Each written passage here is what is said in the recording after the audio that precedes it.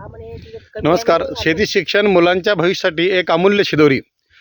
त्यामध्ये बघा, शेती ही एक उपजीविकेचे साधन नाही, ती एक संस्कृती आहे, एक परंपरा आणि निसर्गाशी जोडलेलं जीवनाचं मूळ स्वरूप आहे.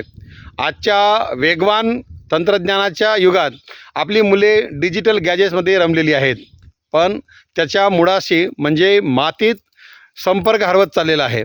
त्यामुळेच आज गरज आहे ती शेतकऱ्यांनी आपल्या मुलामुलींना शेतीचे प्रत्यक्ष शिक्षण देण्याची, त्यांना कामाचे कौशल्य आणि कष्टाचे महत्त्व शिकवण्याची. शेती शिकवायची, पण शेतकरी बनवण्यासाठी नाही.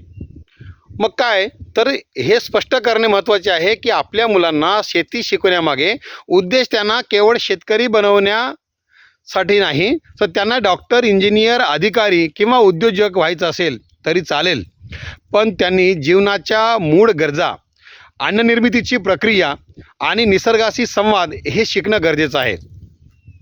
कौशल्य वाढवण्यासाठी शेती उपयुक्त आणि शेतीतून लहानपणीच कामाची शिस्त, वेळेचे नियोजन, संकट प्रबंधन, निर्णय क्षमता, कष्टाची जाणीव आणि प्रत्यक्ष उत्पादनाचे मूल्यमापन अशी अनेक कौशल्ये अंगी बाणवता येतात.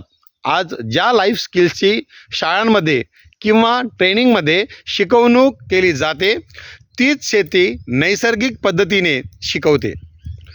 भविष्यातील आव्हानांसाठी आणि मानसिक तयारी.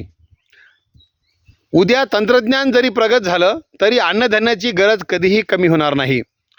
हवामान बदललं, जागतिक संकटं आलीत, नैसर्गिक आपत्त्या आल्या, अशा अनेक बाबतीत शेतीचं तंत्रज्ञान हे जीवन वाचू शकतं.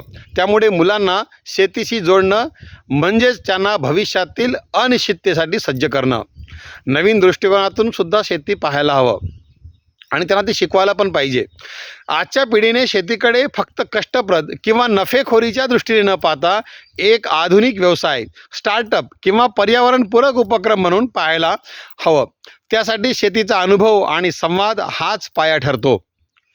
शेवटी एवढंच म्हणावंसं वाटतं, मुलांना शेतकरी व्हावं किंवा नाही हा त्याचा निर्णय असतो, पण त्यांनी शेतजमीन, माती, पाणी आणि अन्न याबद्दल जाणीव ठेवावी, त्याचं महत्त्व समजून घ्यावं. यासाठी आजच त्यांना शेतीची ओळख करून द्यायला हवी आणि हीच शिदोरी त्यांच्या भविष्याला समृद्ध आणि शाश्वत बनवेल.